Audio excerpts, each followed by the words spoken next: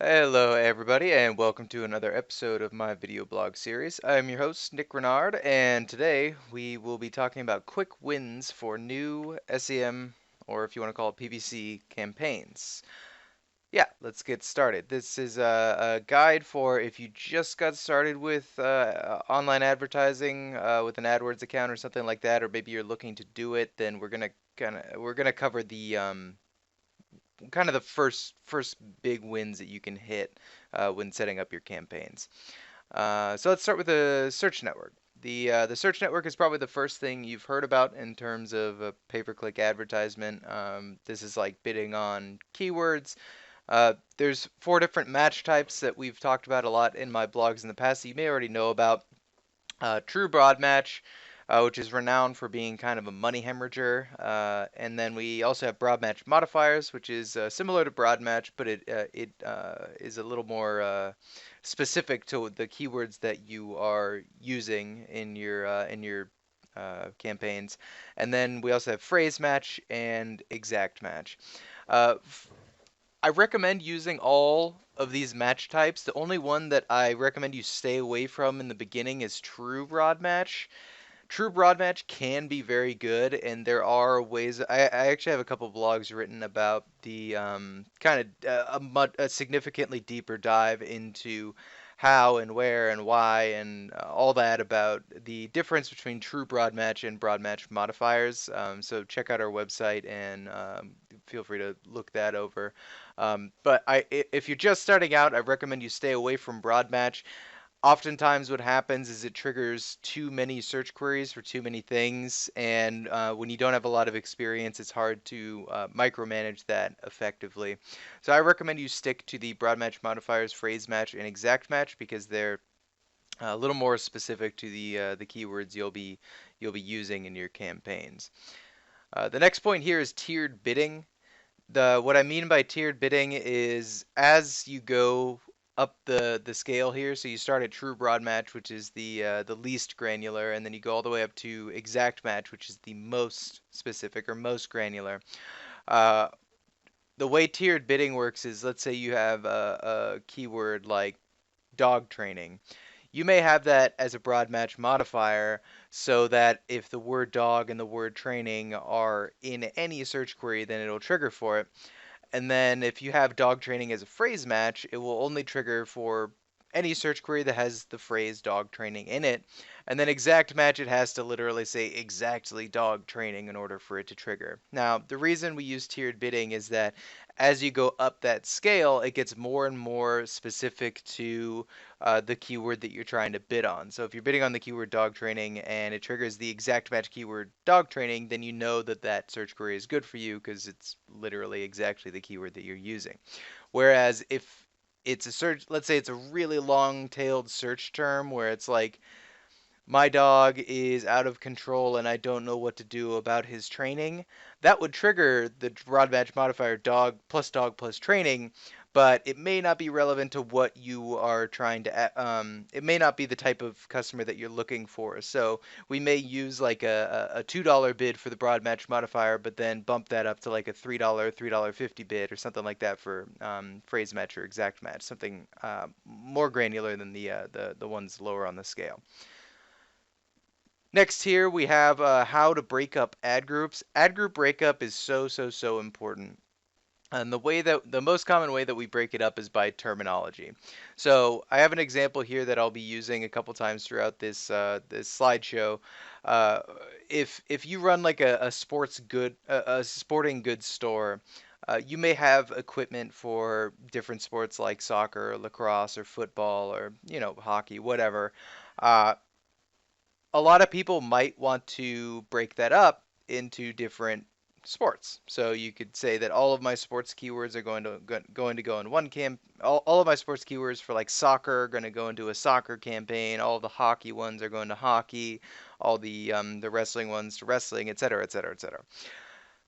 You'll want to break that up further because when you break that down again, so if you take soccer for example, and if you have all of your soccer keywords clumped into one ad group, then the ad that you write won't necessarily be custom tailored to the keyword that they're triggering. So if there's going to be a big difference between someone typing in soccer shoes and someone typing in soccer equipment, because those could be two very different things.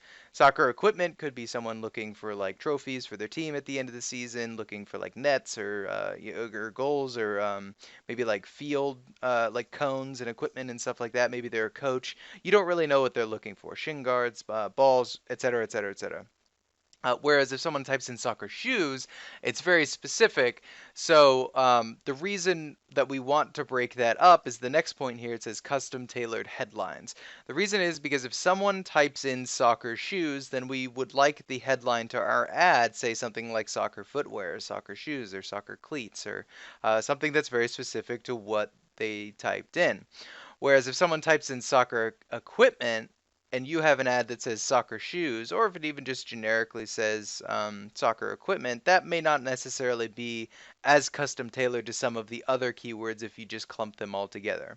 So that's why I recommend you break these up. So if you do have all of your soccer keywords, then break them up by terminology. So, put the shoes and cleats and footwear into their own category, put apparel into its own category, put goals and nets into its own category, put the balls into its own category, shin guards, etc., etc., etc. Um, yeah, I think I explained that pretty well here, so I'll go ahead and move on. The last thing here is about A/B split testing your ads, and this is you don't have to do this right away, but I think it's a best practice to start doing it right out the gates because it doesn't really it's not really that hard to set up, and it's you can really find a lot of quick wins right in the beginning. Sometimes testing different lines of text in your ad can make a pretty big difference in the click-through rate, especially when it comes to the headlines, which is why we recommend we break up those ad groups. So you can see these two ads I have right here. For every single ad group I make in a campaign, I'm going to uh, I'm going to write two ads for each one. And what we do is there's a setting in AdWords to rotate the ads evenly. So you want to make sure that that's on. So that way, every single time that it triggers a search query within that ad group, or triggers a search query triggers a keyword within that ad group, um, it'll randomly choose one of the two ads that you wrote, and then after like a month or two you can look back and see which one of the ads performed better. Maybe one of them had a higher click-through rate, or one of them brought in more conversions, or you can just look at the data and see which one did better. And yeah, so you can see I wrote two ads here.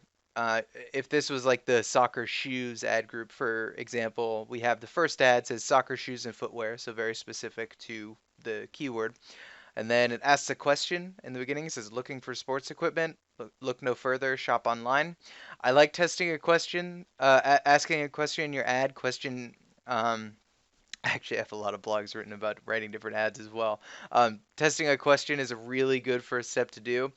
You can see in the second ad it says keyword colon Nick's sports stuff. You can see that the headline Nick's sports stuff is a little more generic, so you could test out something more generic versus something more specific. Also, the squiggly brackets with the keyword, we call that keyword insertion. Keyword insertion is something that you should look up. What it does is it replaces the keyword that they triggered into the headline. So I like keyword insertion a lot. I really like testing that about as much as I like testing a question as one of my first things to test out with A/B split testing. Um, so yeah, you can test keyword insertion. It does great things for your click-through rate, so it gets your ads more clicks and increases your quality scores, which is good. And you can see the second ad doesn't have a question here. It says high quality sports equipment. Safety is our number one priority. So yeah, you kind of get the idea of maybe if you were to run these ads for a couple months, that one might do better than the other. And yeah, A/B split testing is kind of an easy and also free win. All right, so that's the search network. Let's go ahead and move on to the display network. I am going to advocate that when it comes to the display network with AdWords, and this will not always be true, but if you were first starting out, do not touch non-remarketing display campaigns. Just don't touch them. Uh, they're they're by far the biggest, I guess, how can I phrase this? They are very capable of wasting a lot of your money. The display network is massive, and a lot of the problems on the display network that we have when setting up campaigns is that unless you're very good with the targeting and you know a lot about what you're doing in those campaigns, you're probably, if you mess up one little thing, it could yeah, you could be wasting a lot of money on very irrelevant clicks. So be careful with the display network in general. But that being said, I do recommend that you start remarketing as soon as possible. Remarketing is one of the best ways for when people visit your site to follow those people around with image ads and entice them to come back to your site. So you can see some examples here of some. Actually, these are some marketing ads that we've set up for other clients of ours. They're just little banners that fit the slots that you've seen on other sites as you browse around. It tracks users that go to your site and then it follows them around for 30 days with these ads. And it actually doesn't cost you anything for the ads to show up. It only costs you money once they click on the ad and go to your site. Yeah, remarketing we have a lot of success with, so I highly recommend you start remarketing. It also is just a good idea to keep people in the funnel for as long as possible to hope that maybe they don't convert, maybe they don't necessarily buy something off your site right away, or maybe they don't call you right away, but maybe 15 days later they're reminded like, oh crap, yeah, I remember I was looking into that a couple weeks ago. I'm going to go ahead and give them a call. You'd be amazed at how many people will come back because of those remarketing ads. Um, I'm going to go a little deeper into remarketing here as well and talk about how you can custom tailor your remarketing. I'm going to talk about it in theory and not really go through the whole exact setup of it. What you can do with remarketing, which is awesome, and this is why I love Google Analytics so much, you can create custom lists and analytics to track people who have gone to different portions of your page. So let's go back to this soccer example and talk about I have the Nick's Sporting Goods store. If we have let's say we have a landing page for shoes and it's like nicksportinggoods.com/soccer shoes, and then we have another page that says nicksportinggoods.com/apparel, and then nicksportinggoods.com/balls, nicksportinggoods.com/goals, nets, whatever. You get the idea. What you can do is you can set up a list to track the people who go to those pages specifically, and then what you can do is you can actually create custom tailored ads so that you can have separate remarketing ads, so like these images that you see here, but depending on what page they visited on your site. So if they went to the shoes page, you could advertise to them with an image of soccer shoes, which is a lot more relevant than just showing them like generic soccer equipment. Or if someone went to the apparel site, but then they saw your remarketing ad only had shoes, but they weren't interested in shoes, you can see how we can custom tailor that, and by creating more images with all of your products in each of those images, we can actually be sending more specific ads to those people. It's going to increase click-through rate. It's also going to increase your conversion rate. Um, it's a best practice. I'd say the biggest roadblock in that whole entire process is if you're not experienced with setting up those kinds of lists and analytics, then it could be a little tricky because it does take some finesse with the platform. Um, and I would say that the other problem is getting the images created, because sometimes you just don't have a graphic designer to do that, or you have to pay a graphic designer to do that and you don't have money. So um, yeah, so that's kind of the idea. You can create multiple ad groups and then upload the images to those ad groups. So you could have an ad group for shoes that tracks people who went to the shoes page and then shows them shoes ads. And then, for anything else, if you have an apparel page, you can send them an apparel image and then send them back to the apparel page. Kind of keeps it a little more on track with the original keyword or the original products that your customers were interested in. All right, the next thing here is ad extensions. I cannot tell you how many people or how many campaigns I have gotten in the past where the first thing I do is I open it up and I go to the ad extensions tab and it is blank. There is nothing done in there. Ad extensions are so easy to set up. And the thing is that within Google's algorithm, within the past year or two, they've made it so that ad extensions are a big part of quality scores now. It didn't used to be that way. Ad extensions used to be used as a tiebreaker for auctions, but then they realized that tiebreakers never really happen. So they incorporated ad extensions into the actual algorithm for quality scores. So if you do upload ad extensions to your campaigns, it is essentially going to give you free money. If you have higher quality scores, your cost per click is going to be cheaper, your ad rank is going to be higher, everything is going to be better. Like quality scores are just a higher quality score is a good thing. Um, so I'm going to go over 4 ad extensions here that I think are very easy to set up. Call extensions are definitely the easiest. You literally just go to your ad extensions tab, click on call extensions, click plus new extension, and enter your phone number. That's it. What it does is it creates that little button that I know that you've seen, especially on mobile ads on your phone. If it has that the button that says click to call or whatever, you can see it right here in there. Um, that's a call extension. It increases the I guess it makes it easier for them to call you if that's what they want to do, and if that's what you want your customers to be doing, then I highly recommend you get these uploaded. The next one here is call out extension, similar to call extensions, but not quite. A call out extension, you can see an example right here in this GoDaddy ad here. It's where this is where you can these aren't hyperlinked to anything, so they can't click on these, but what we can do is we can use call extensions to add promotions to an ad that you would want to be across all your ads. So the problem with any given ad that you can write is you only have 25 characters in your headline, and then 35 characters for description line 1, another 35 characters for description line 2, and then your display URL. That's really not that much space to work with. And the great thing about callout extensions is there's oftentimes things that you want to say about your products, but it's not necessarily like something that you want to be using in the 35 line or characters in your description lines. So something like you can see what they have written here, 24/7 customer support. That's something that you might want to let every single one of your people looking up your keywords know is that, look, we have 24/7 customer support.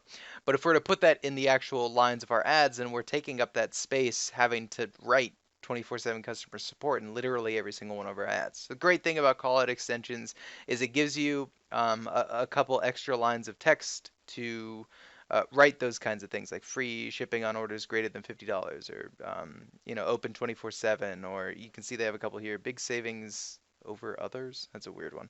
Hundreds of new domains, stuff like that. Trying to think of other examples of things you could, just any kind of promotion you have on site. You can do like Black Friday sales when that comes around. Yeah, it's a great way to just kind of add free text to your ads. All right, next is site link extensions, and these actually are hyperlinks, and site link extensions are going to be the most complicated to set up out of all these. A site link extension is like another ad, and they're kind of cool. You can see Nike has site link extensions right here.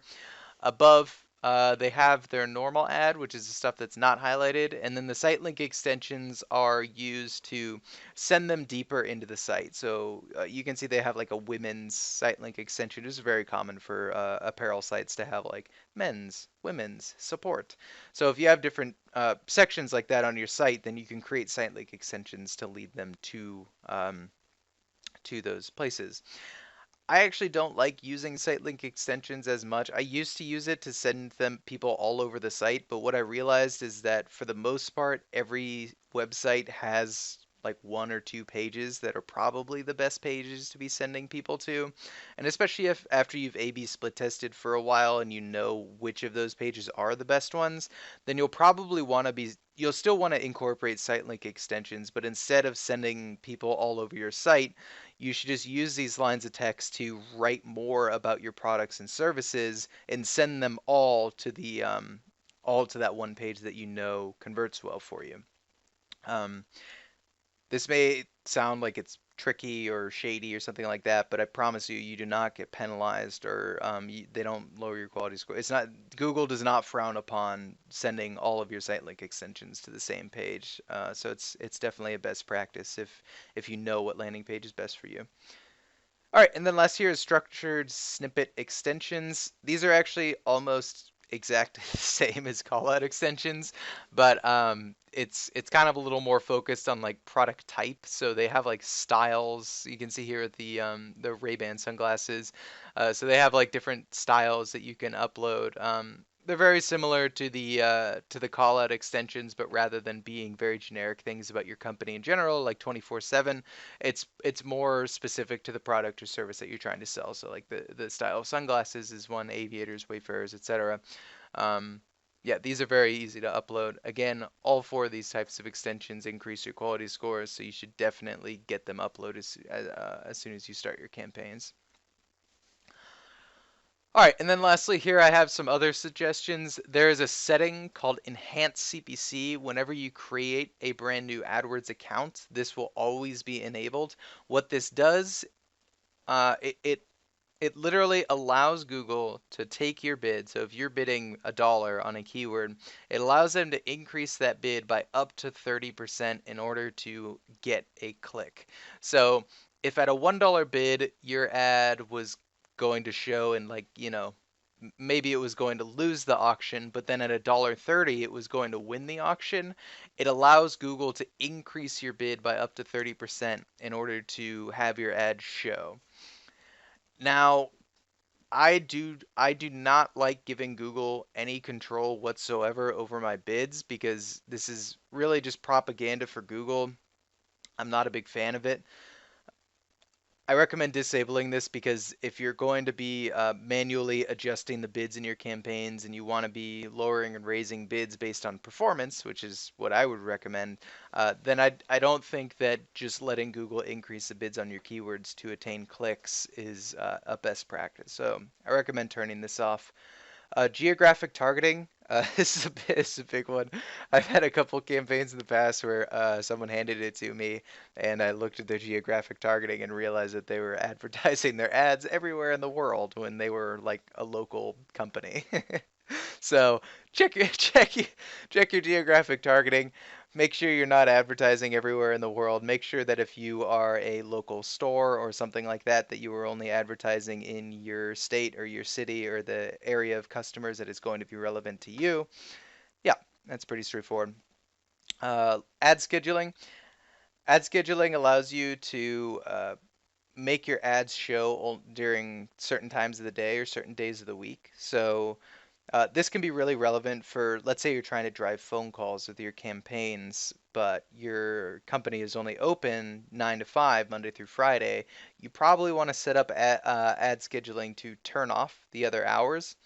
Um, the only the only reason you might not want to do that, and I've actually had this happen with a couple clients in the past, where all of their people come in on Monday and there's no leads lined up on Monday because the campaigns were shut off over the weekend. So sometimes maybe you want to run it on like Sunday or something like that so that the leads can come in for the following day. But again, your theory crafting and however you want to set that up is really up to you. Um, well, another thing to keep in mind is some conversions that people set up within their campaigns, like a form submission or a quote, like a quote form or something like that. It may not matter what time of the day that comes in. Like if someone submits that at 3 a.m. on a Saturday or noon on a Wednesday, it's going to get followed up with. So it may not matter when those come in. But yeah, you'll have to decide for yourself on that stuff. One thing you can look into is once you have run your campaigns for a while, you can look into the Dimensions tab within AdWords, and we have some blogs written about the Dimensions tab as well. And it'll actually tell you when your leads are coming in. If it's on, there's a report called the Day of the Week report and another report called the Hour of the Day report, and it'll break down. Sunday, Monday, Tuesday, Wednesday, Thursday, Friday, Saturday, and it'll break down hours 1 through 24 and segment those, and it'll show you the click-through rates and conversion rates and all that for that. So you can kind of set up your ad scheduling around that once you've seen some data come through. So if you see that weekends are terrible for you, you can just shut off weekends. All right, and then lastly here, I have mobile. You can see the note here. It says responsive web design. If your website is not set up for mobile, First of all, I don't recommend you do online advertising because mobile is huge. But if you're not set up for responsive web design, I recommend that you shut mobile off until you do. If you don't have a strategy for mobile, or if you haven't made like custom tailored buttons for people who are coming from a mobile device of like maybe like more specific like call extensions or something like that to make it easier for them to call. We've actually had some cases in the past where we would like reduce the number of form, the little bubbles you have to fill out on a form, where like on a mobile device they would go to a form that had less bubbles on it because it's harder to fill out a form on a mobile than it is on a desktop. So yeah, you want to keep your mobile strategy in mind. If you haven't custom tailored your campaigns to mobile at all and you haven't really thought about that, I recommend just shutting it off. And then once your campaigns get a little more developed, you can go ahead and maybe try that with like a some kind of modifier, a bid modifier to adjust your bids on mobile. So yeah. Anyways, thanks for watching. I hope you guys found this stuff useful, and I'll see you guys in a couple weeks for my next blog. And happy advertising.